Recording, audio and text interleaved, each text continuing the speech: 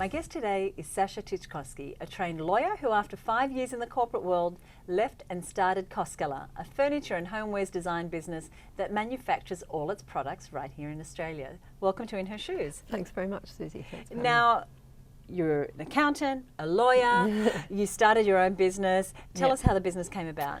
Well, it really came about, I'd been working at the stock exchange for about 6 years and set up and ran their communications area. And I had probably got to a point where I felt like I'd done most of the stuff that I really wanted to do within that organisation. And at the same time, I met my partner, who is both my husband and my partner in the business.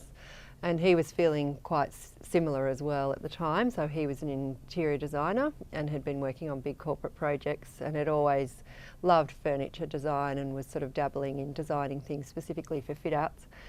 Both of us had a big break, went overseas, and I distinctly remember a moment when we were sitting in a cafe in Paris. There was this funny French bulldog that was looking at us and we were both saying, there has to be something else we could do. It would be so great if we could do something ourselves. And so that's when we started to explore the idea of setting up our own furniture design business. You have an interesting company motto Yep. that is follow your heart, trust your judgment and do it for joy. Yep. Tell us about that. Really, I wanted to find something that would be an overarching idea, I guess, for how we went about doing what we do. And for us, like, one, I think it's important to trust your instincts. Two, I think to, follow what feels right for you, do things the way you believe that they're the right way to behave and to interact with people.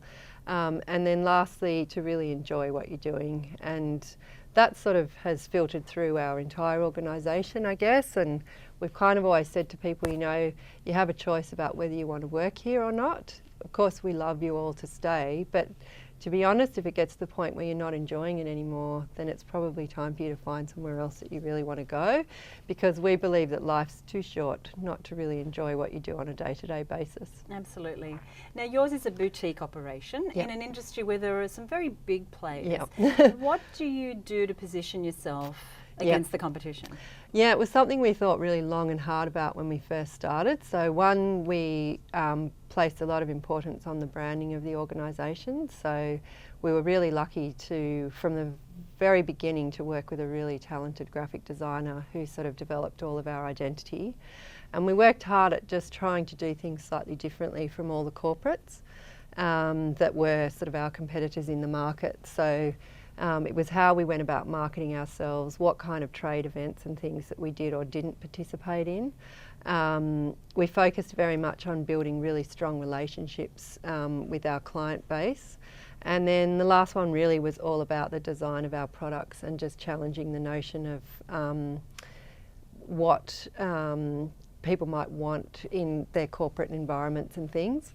And then lastly, because we design and produce our own products, it enables us to do a lot of bespoke work, which really works for a lot of our corporate clientele now. And your products are all made in Australia, which again, I don't know whether people realise is actually quite a unique thing. Yeah.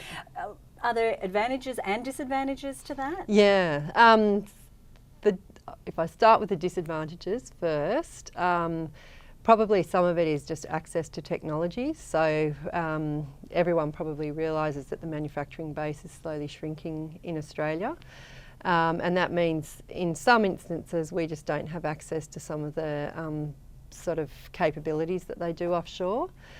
So for instance, we were working on a new table when we first started, and quite a few times when Russell was going to the factories talking to them about the design, they would just say to him, "Oh, mate, what are you wasting your time for? Just go and get it done in China." And for us, we just went, no, that wasn't why. We really wanted to support the manufacturing industry here.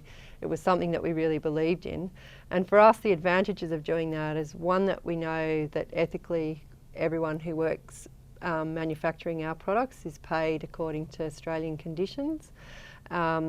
Then we also know what goes into all of our products, and where it also enables us to customise them really easily because the manufacturers are near us, so we can actually interact with them really well.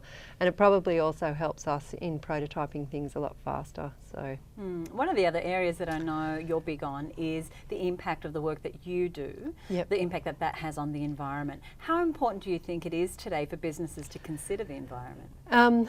In our business, I think it's almost becoming the norm. So we work on a lot of green buildings, so buildings that are certified as having a Green Star rating, and you just wouldn't get a look in on any of those projects if you didn't have some form of independent verification of the environmental credentials of your products. So I believe in the end it will become a standard really, and it just will be something that everyone will have to do when they operate in business. It will no longer sort of be a competitive advantage for one or two people to be out front. We've seen a lot of home improvement shows come to television, just like we had, you know, the boom of food shows. Now we have a lot of home improvement. How has that, one, impacted your business, and two, changed consumer behaviour, if at all? Yep. I think it's probably made people more design aware. So I think there's a growing proportion of the population that are more house proud. They kind of have equated, I guess, having a home that gives them pleasure with sort of a feeling of well-being, I guess. So I think the only thing I would say about some of those shows is that they tend to be a little too formulaic. And for me, I think at the end of the day, your house is your home, and it should really be representative of what you sort of, what makes you happy, rather than what some stylist says is the latest trend and what you should have. So, But the trend's good for business? Yeah, definitely. Yeah, absolutely. Like I think whatever it takes to kind of make people more aware of design, I think is a really good thing for us. So, yeah. You've been in business 11 years, enough time to make some mistakes, to have a few lessons, to probably have up your sleeve a few things that hold true as strategies that you work by. What would some of those be? I think one is probably learn from your mistakes. So that is take stock of what's happened and examine why it's happened, and then try and put in place strategies to prevent it from happening in the future. And I think that's probably something we do quite well. So then the other one is don't dwell on them. Don't become preoccupied by mistakes that happen. Everyone makes them, and hopefully you make some that aren't too, disastrous. And lastly, I think it's probably the idea of trusting your judgement. I think, I don't know whether any management school will ever teach you how to be an instinctive manager, and I think a lot of the research has shown that the really good managers or good CEOs and things end up actually operating instinctively rather than from stuff that they've learnt from management schools. Can I ask you on that, is that something that has always been there for you, or as your confidence and knowledge grew, you were able to be more instinctive? I actually think it was probably always there, and it's when you start to mistrust your instincts, I think, that you get into hot water. And I think in some ways, like as our business is evolving and we're just about to embark on a whole new stage of growth, you almost start to doubt your instincts more, and I think that's when you can get into hot water. So, yeah. Thank you so much for joining us. All right, thanks, Suzi.